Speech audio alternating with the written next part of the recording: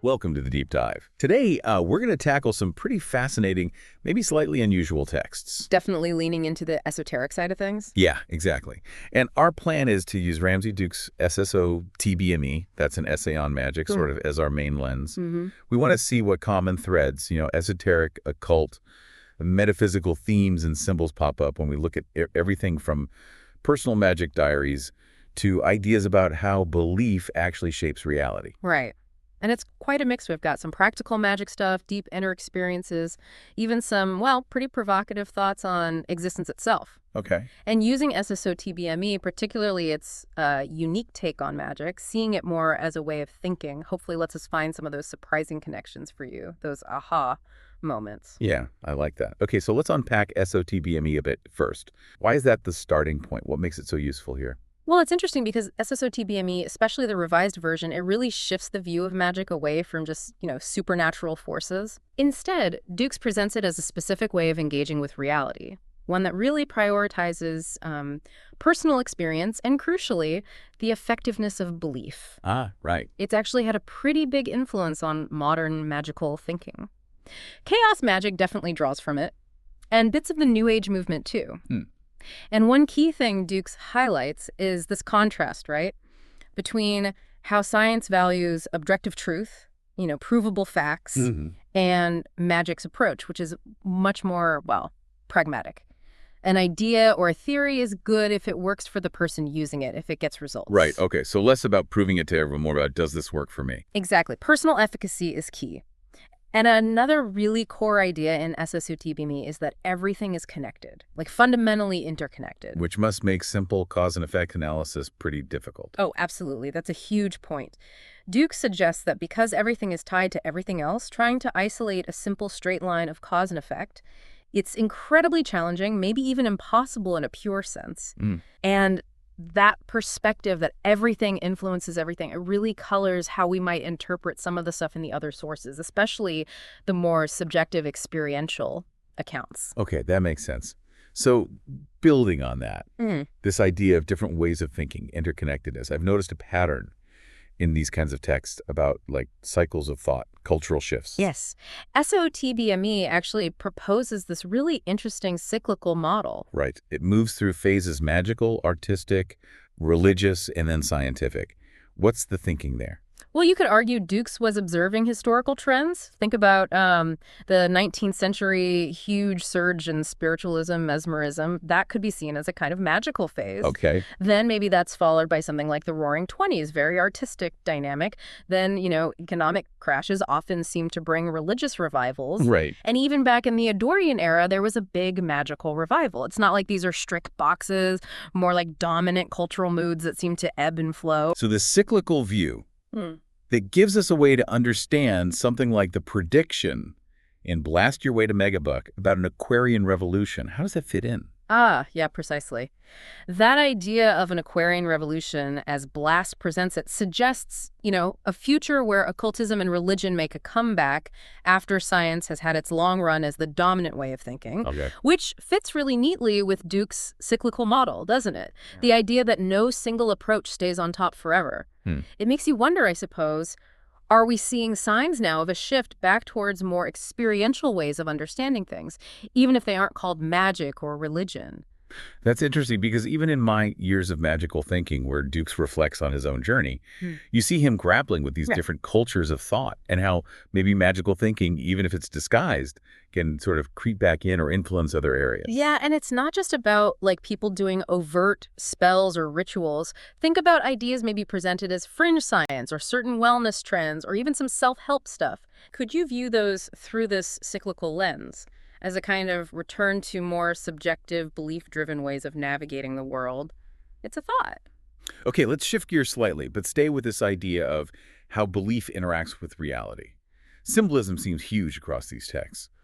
Blast Your Way to Megabuck uses astrology, for instance. Right, uses astrological terms to illustrate how these broader symbolic systems work. And it points out inherent structures within astrology itself, like how a Sagittarius ascendant always means a Gemini 7th house cusp. It's built-in logic. And SSO-DBME also talks a lot about symbolic systems, tree of life, tarot, astrology. Yeah, but Duke sees them less as rigid, dogmatic things and more as adaptable frameworks, like plans you can use to build coherent models of the world. Flexible plans. Exactly. Their power is in their flexibility, their ability to provide structure for our experiences rather than being some absolute truth map. But it's not just about intellectually knowing the symbols, right? SSOTBME says you have to sort of accept and charge them, Right. like the Venus symbols. Yeah, that's crucial. The idea is the symbols themselves are maybe empty vessels. It's the individual's focus, their belief, their emotional energy that fills them up with meaning and makes them work within their own subjective reality. Like creating your own personal language of meaning. Sort of, yeah. And it's deeply personal. What works for one person might not click for another. This actually makes me think of the advertising example in SSOTBME, like the Nike swoosh. Oh, perfect example. Just a shape, really. Yeah. But through relentless association with athletic achievement, success, whatever, it becomes incredibly powerful in our heads. Exactly. It's a practical demonstration of charging a symbol, isn't it? You take an arbitrary image, deliberately connect it with certain ideas, and bam, it gains meaning, evokes feelings. So those principles are working on us all the time, not just in, magical circles. Absolutely. Shaping our perceptions, our desires, constantly. Okay, now for something quite distinctive that comes up, especially in the little book of demons, this idea of personification. Ah. Treating inanimate objects or concepts like they're sentient. Mm-hmm. The example of the grumpy office copier is pretty memorable. It is. And what the Little Book of Demons is doing there, I think, is challenging us to step outside a purely mechanistic view.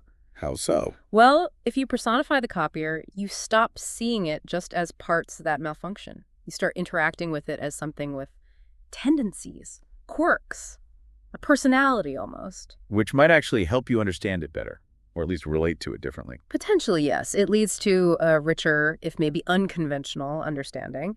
And the demons in this book, they aren't necessarily evil spirits, right? That's how it reads, more like patterns, complexes, aspects of ourselves or situations. Exactly. They can be personifications of internal conflicts, ingrained habits, the tensions in a situation, like the demon with horns representing two sides of a dilemma. Yeah, that one makes a lot of sense intuitively. And giving these things a form, a personification, lets you engage with them more directly, understand those underlying dynamics better than just trying to logic them out. This connects nicely to something in my years of magical thinking, where Dukes talks about imagining objects or interaction patterns as alive to get new insights. It does. It seems to be a way to tap into intuition, doesn't it? To bypass pure analysis. Right. By treating the world as if it has agency, maybe we unlock our innate ability to see complex relationships and patterns that logical thought might just skim over. And the book mentions angels and demons, but suggests the terms are almost interchangeable sometimes, or prefers just demons. Yeah, it points out the potential for polarity reversal, how categories can be fluid. It kind of leans towards demons as a more encompassing term for these personified forces or patterns without the immediate good versus evil baggage that maybe comes with angels. Interesting. Okay, finally, let's touch on the Abramelin diaries. This sounds intense.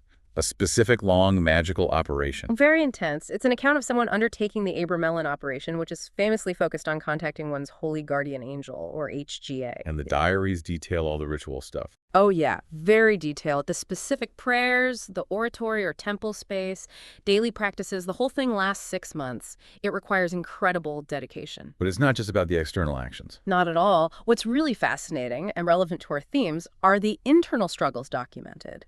The doubts, the frustrations, the shifts in awareness, the feeling of warring parts coming together. It's a deep psychological process alongside the ritual. Absolutely. And the idea of the holy guardian angel itself, it's not presented simply, is it?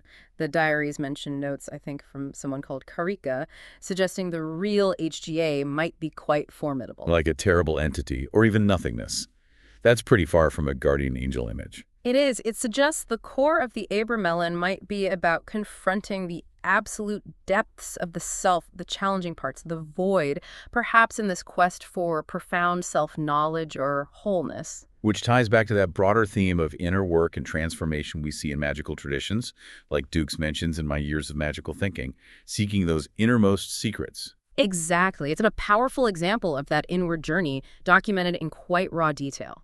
Okay, so bringing this all together, Looking through the SSO-TBME lens, what are the big common themes you see weaving through all these different sources? Well, definitely that idea of cycles, how thought patterns and cultural focus shifts over time. Also, the fluid nature of reality, how much our beliefs and perceptions might shape it, this whole illusion versus reality thing. Right, the livable reality. Yeah. And the power of symbols, how we use them, charge them, how flexible they can be. Then there's the utility of personification, using it as a tool to understand complexity. The demons? The demons, exactly. And underlying it all, this strong focus on inner work, self-knowledge, personal transformation as a core goal in these esoteric paths. It's been really illuminating, actually, seeing how SSO-TPME helps connect these dots. It's less about finding one definitive answer, more about appreciating these different perspectives on how we make sense of things. I agree. It encourages a more maybe nuanced view. How we build our reality, how we make meaning with symbols, how we navigate all these complex relationships inside ourselves and out in the world. It's quite rich. It really is. So here's a final thought for you, the listener, to maybe chew on. Think about that idea of demons from the Little Book of Demons, not as literal monsters, but as personified patterns or parts of your own inner world. How might looking at your own challenges or motivations that way give you a different perspective? What demons, what recurring patterns or inner conflicts might be active in your life?